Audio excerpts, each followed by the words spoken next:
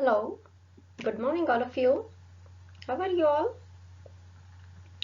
So, let's move to the another chapter, the Supreme Court. Already, you have come across this topic, not the Supreme Court, but the court or the judiciary in your earlier classes. So, in this chapter, we are exclusive going to study about the Supreme Court. So, what is the Supreme Court? Supreme Court is the highest court of India. Okay. पूरे India का जो सबसे highest court है वो क्या है? The Supreme Court. And where it is at New Delhi. Okay. So in our country there is a three organ of the government, that is the legislative, executive and judiciary. And India has a very organized and a systematic judiciary system to provide justice to the people. Is it? है ना. हमारे India में जो justice का काम है या judiciary जो है वो बहुत ही सिस्टमेटिक मैनर में है. There is taluka court at the taluka level, district court at the district level, high court in every state, and Supreme Court is the highest court. Is it? And in India, judiciary is mainly independent. Legislative and executive organ do not interfere in the function of the judiciary. ये हम अभी आगे समझते हैं और थोड़े deep में. And the Supreme Court of India come in existence on 28th January 1950. Supreme Court of India कब एग्जिस्टेंस में आया? 28 जनवरी 1950, जब हमारा कॉन्स्टिट्यूशन आया. उसके बाद कॉन्स्टिट्यूशन कब आया? दैट इज ऑन द 26 जनवरी 1950. उसके बाद ही सारा जो एडमिनिस्ट्रेटिव ऑर्गेनाइजेशन है वो एग्जिस्टेंस में आता है. Okay. Now, any citizen or institution can file a petition in the Supreme Court to obtain the justice. ऐसे तो कोई भी ऑर्गेनाइजेशन या सिटीजन है वो सुप्रीम कोर्ट में अपने राइट्स के लिए पिटिशन कर सकता है. And Supreme Court holds the right of implementing the fundamental rights given to the citizens. Supreme court का सबसे मेन ड्यूटी क्या है कि सारे जो सिटीजन्स हैं इंडिया के उनको उनका फंडामेंटल राइट जरूर मिले. And if anybody affects your fundamental right, then you can directly you can put your case in the Supreme Court. And Supreme Court also solve the dispute between the citizens and the government, two or more states, center and the state, and among the citizens. तो किस type के जो cases होते हैं वो supreme court में hearing के लिए जाते हैं. सिटीजन्स और गवर्नमेंट के बीच में कोई प्रॉब्लम हो तो, इज इट? देन दो स्टेट्स के बीच में कोई प्रॉब्लम हो, देन सेंटर और स्टेट के बीच में कोई प्रॉब्लम हो, देन या सिटीजन्स को के कोई राइट, फंडामेंटल राइट्स का प्रॉब्लम हो, then also they can directly go into the Supreme Court. Citizens have a right to file an appeal directly in the Supreme Court if their fundamental rights are violated. Any citizen or institution can file a petition in the Supreme Court to avail justice in the view of the public interest, and this is known as the PIL, and its full form is Public Interest Litigation. Okay. Suppose in the area I live और वहां पे public on the large के against कोई काम हो रहा है. Suppose वहां पे कोई छोटा सा फॉरेस्ट है या पार्क है, उसको म्यूनिसिपालिटी या कोई और लोग तोड़ते हैं, बिगाड़ते हैं, कुछ करते हैं, then I can directly go to the Supreme Court और द हाई कोर्ट. एंड अगर मैंने पब्लिक इन लार्ज के वेलफेयर के लिए कोई केस किया है तो that is known as the public interest litigation. Okay, and that can be directly heard in the Supreme Court. The Supreme Court interprets the Constitution and advises the President and Parliament in the same regards.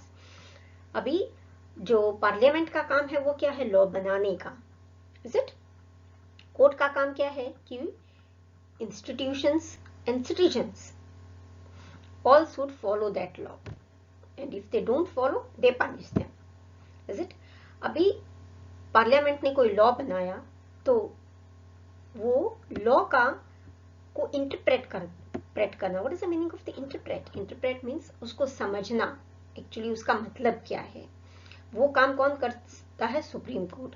और उसको ऐसा कुछ लगता है कि law में कोई गड़बड़ है, if it violates the fundamental rights or any way to the constitution, then the Supreme Court can advise the president and parliament both to make certain change. They can only advise, they can't compel the government to change it. It also enjoys the power to review the judgment passed by any lower court. और supreme court के पास ये भी power होता है कि उसके नीचे जितने भी कोर्ट्स ने अगर कोई जजमेंट दिया है तो उसको देखना कि ये जजमेंट बराबर है या नहीं, and they can overrule their judgement. The Supreme Court solves the dispute between the citizens and government, between the two states, between the center and the states. Okay, this we have done. Now we will see one case study here. The case of the Sardar Sarovar Yojana, that is a Narmada project. Now ये जो case है बच्चों, ये around 2001-2000 के आसपास का case है, जहाँ पे दो स्टेट है, that is Gujarat and Madhya Pradesh. A dispute awkward related to the Sardar Sarovar Yojana, that is a Narmada Dam project. The dispute was between two states, that is Gujarat and Madhya Pradesh. A dam was built near the Nawagam village on the Narmada river in the Gujarat. और ये जो dam है वो कहाँ बन रहा था? Navagam village of Gujarat. Okay, and the dispute was related to the height of the dam to be constructed. और एक्चुअली जो डिस्प्यूट था वो किस बारे में था? जो नर्मदा डैम की हाइट है उसको गुजरात गवर्नमेंट बढ़ाना चाहती थी, लेकिन मध्य प्रदेश गवर्नमेंट उसके फेवर में नहीं थी. And the case was raised by the voluntary agencies working for the conservation of environment in the Madhya Pradesh. Madhya Pradesh में कुछ ऑर्गेनाइजेशन थी, इंस्टीट्यूशन थी जो एनवायरनमेंट प्रिजर्वेशन का काम कर रहे थे मध्य प्रदेश में. उन लोगों ने गवर्नमेंट के खिलाफ केस रजिस्टर किया.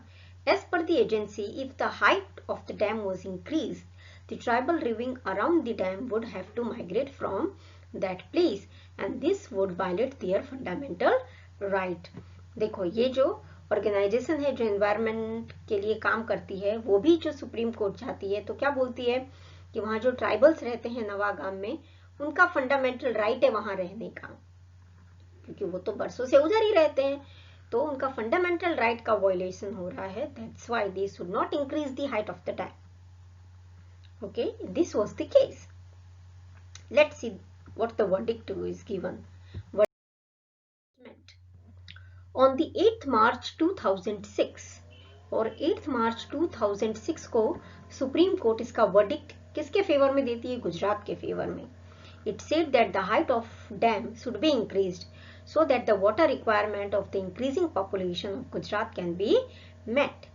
और सुप्रीम कोर्ट किसके फेवर में जजमेंट देती है? गुजरात के, कि उनको जो डैम का हाइट है वो इंक्रीज करना चाहिए, क्योंकि गुजरात में जो पॉपुलेशन बढ़ी है जिसके लिए पानी चाहिए दूर दूर के एरिया के लिए, तो उसके लिए डैम का हाइट बढ़ाना जरूरी है. More over by this project, that is Sardar Sarovar Yojana, various areas of the Rajasthan, Gujarat and Madhya Pradesh can get water and spread of desert can be controlled. अभी सब जगह ये 3 राज्यों को इस डैम से बेनिफिट्स होने वाले थे, इसलिए सुप्रीम कोर्ट ने बोला कि इसका हाइट बढ़ाना ही चाहिए. इससे जो इन एरियाज में, इन स्टेट्स में जो डेजर्ट एरिया बढ़ रहा है वो भी कम हो जाएगा.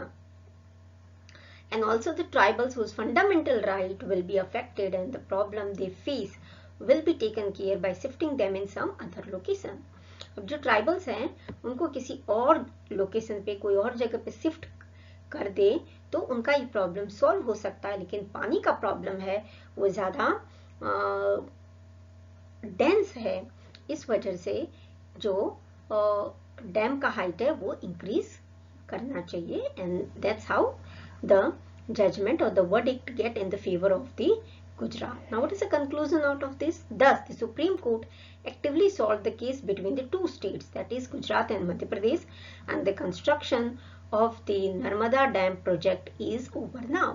और अब तो आप सबको पता है, हम सबके घर में मोस्ट ऑफ नर्मदा का ही पानी आता है अब, है ना। जो ड्रिंकिंग वाटर का सप्लाई है म्युनिसिपालिटी से, वो अब नर्मदा का ही आता है. So this is the benefit of that project and now we are getting fruit out of it. Yeah, why is judiciary independent? Judiciary को क्यों इंडिपेंडेंट रखा गया है? क्यों जो लेजिस्लेटिव है या जो एग्जीक्यूटिव है वो उसमें इंटरफियर नहीं कर सकते? And no one is above the जज ऑफ द कोर्ट. जो जज है जिस कोर्ट में बैठा है, चाहे वो तालुका कोर्ट हो, चाहे वो डिस्ट्रिक्ट कोर्ट हो, हाई कोर्ट हो, सुप्रीम कोर्ट हो, जब वो उस चेयर पे बैठा है जज के, तब उससे ऊपर कोई नहीं है, not even the PM. Okay, hence he can give the judgement freely without anyone's pressure. अब उसको इन सब से इंडिपेंडेंट इसलिए रखा गया है ताकि कोई भी पावरफुल आदमी, चाहे वो कोई मिनिस्टर हो, चाहे कोई कलेक्टर हो, कुछ भी हो, वो अपने पावर का जो मिसयूज है वो जज को प्रेशराइज करने में न डाल सके. एंड जज can freely give the judgement. The other two bodies of the government, namely the legislative and executive, cannot interfere in the matter of the judiciary. These bodies cannot remove or transfer the judges of the High Court or Supreme Court easily. अभी जो जजेस इन courts के बनते हैं, supreme court या high court के, वो easily remove नहीं हो सकते. इस वजह से जो मिनिस्टर्स होते हैं और एग्जीक्यूटिव्स होते हैं, गवर्नमेंट एम्प्लॉयज, वो सब अपना पावर इन पे नहीं दिखा सकते हैं. Thus the judiciary is independent and judges can freely give the justice that he feels as per the law. Okay. The case of a resident of the Ratlam against the Ratlam municipality. This is another case study. ये Ratlam city जो मध्य प्रदेश में है उसका case है. In one of the city area there was an open dirty water canal of the Ratlam municipality. अब Ratlam municipality का एक रतलाम के शहर में एक एरिया की बात हो रही है, वहां उसका जो कैनाल का डर्टी वाटर है वो ऐसे ही रास्ते में ओपन है. And the water in the canal had a very foul smell, और उसमें से बहुत गंदी बदबू आती है. It also contain several chemicals, dyes, residues. Okay, और उसमें बहुत सारे जो वहां पे पास में जो फैक्ट्री है उसका भी वेस्ट उसी में डंप होता है. Okay,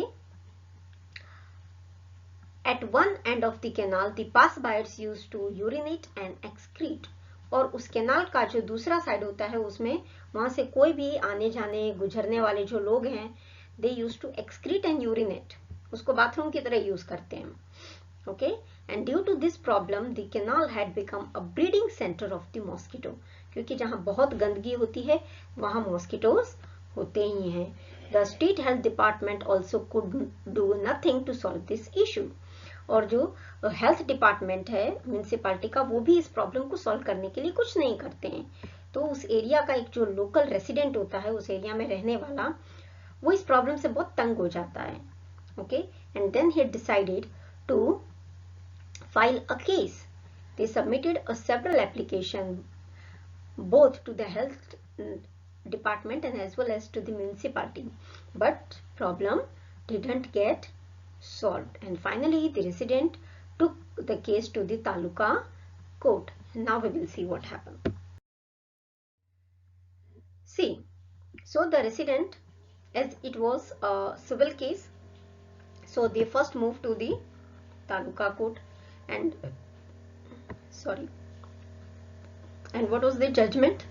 The court said that the municipality and the town improvement failed in their duties. कि municipality अपनी duties में fail हो गई है, and hence the taluka court ordered them to cover the open drainage. वो जो open drainage है उसको 15 दिन में बंद करने का ऑर्डर तालुका कोर्ट ने पास किया. लेकिन इस जजमेंट से म्युनिसिपालिटी है वो सेटिस्फाइड नहीं थी. and so they move to the district court of the Ratlam. तो वो कहाँ move कर जाते हैं? They another upper level court, okay, in the district court, which is also known as the sessions court. And what is the judgment of the district court? The session court declared that the judgment of taluka court is unreasonable. लेकिन जो district court होता है वो क्या बोलता है कि जो तालुका कोर्ट का जजमेंट है वो सही नहीं है, that is unreasonable. Now that local resident move to the high court. जो लोकल रेसिडेंट होता है वो वापस कहाँ अपील करता है? हाई कोर्ट में. Now what is the judgement? It order to close the drainage within the 7 month. अब उन्होंने ये जो ड्रेनेज को, ओपन ड्रेनेजेस को क्लोज करने का टाइम बढ़ा देते हैं. From 15 days it was given 7 month. Meanwhile, लेकिन तब तक पिट को ओपन नहीं रखना है, उसमें कोई मिट्टी डाल देनी है सो दैट वहां पे बहुत सारा वाटर जमा ना हो जाए जिस कारण से मॉस्किटोज ना हो. More over all the work should be completed with in 2 years. और उन लोगों को 2 साल में ये वर्क कंप्लीट, पूरी तरह से कंप्लीट करने का टाइम पीरियड मिलता है. Now the Ratlam municipality was again unhappy by the judgement of the high court, so they move to the Supreme Court. Okay, क्योंकि यहाँ पे एक सिटीजन है और दूसरा एक गवर्नमेंट ऑर्गेनाइजेशन है, that's why they can move to the Supreme Court. Okay, and it is also something related with the fundamental right of the people. Now what is the judgment of the Supreme Court? It uphold the decision of the taluka court. उन लोगों ने taluka court का जो decision था उसको implement करने के लिए कहा. And what was the judgment of the taluka court? That they have to cover the drainage within 15 days. उसके अलावा सुप्रीम कोर्ट ने क्या ऑर्डर दिया? The chemical and dye plant which is responsible for the pollution should are also responsible for this an effort of municipality and the state government. और chemical और जो die plant उस area में है उनका भी जो वेस्ट होता है वो कहीं और डिस्पोज करने का काम म्युनिसिपैलिटी और स्टेट गवर्नमेंट दोनों को दिया गया. Okay, so at last that local resident win the case. So this is how if you don't get a justice from any court, so you can move to the upper court and you can appeal for the justice, but the highest is the Supreme Court. After that you can't go anywhere. Okay, so this is how you can fight for the justice. Okay, अभी आप लोग सोचोगे कि madam इतना सारा तो हर normal citizen नहीं कर सकते हैं. So see, this is a system. Actually ये एक सिस्टम है जिसको बनाया गया है ताकि किसी के साथ भी इनजस्टिस ना हो. ओके, और किसी को भी ऐसे ही पनिशमेंट ना मिले. इस वजह से इस तरह का सिस्टम रखा गया है. सपोज अगर ऐसा हो कि तालुका कोर्ट ही किसी चीज में गलत हो तो किसी गलत को सजा दे दे, सो दे हैव अ राइट कि वो वापस अपील कर सके. And that's why such a hierarchy is there. Okay, it may be a long procedure but it is also required so that people can appeal to the various level to get the justice. Okay children, the remaining part of this chapter we will see in the next video. Now see, many a time in the group I give the instruction that you read the this much part whatever I explain in the video, so that hearing of anything and reading of the same thing will make you understand the things more in the more better way. Okay, so don't think that only watching the video will help you. It will help you and your concept will revise once you go through the text. Okay, so that's all for today. Goodbye, good day.